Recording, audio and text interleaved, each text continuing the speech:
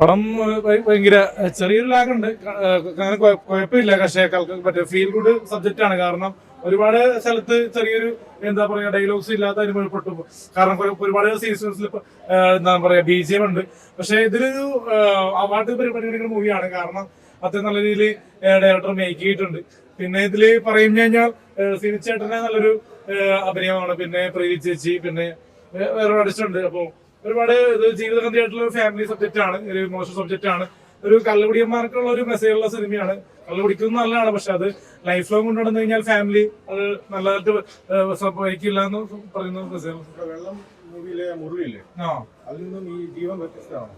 വെള്ളം മൂവിയിലെ ജയസൂര്യ വലിയൊരു പെർഫോമൻസ് ആയിട്ട് എനിക്ക് തോന്നിയില്ല. ഞാൻ ട്രെയിലർ ഫുള്ള് സിനിമ കണ്ടിട്ടില്ല വെള്ളം, പക്ഷെ എനിക്ക് ട്രെയിലർ കണ്ടപ്പോഴൊക്കെ എനിക്ക് തോന്നിയത് വലിയൊരു പെർഫോമൻസ് തോന്നിയില്ല.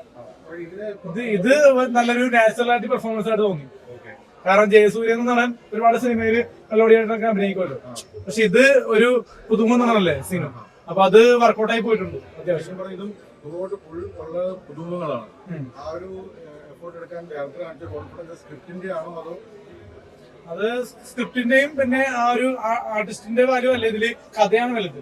കാരണം ഈ പടം നമുക്ക് അഭിനയിച്ചാൽ പോലും കഥയ്ക്ക് വാല്യൂ ഉണ്ടെങ്കിൽ അത് ഏതൊരു പുതുമ ഞാൻ അഭിനയിച്ചാൽ പോലും ചിലപ്പോൾ വർക്കാവും.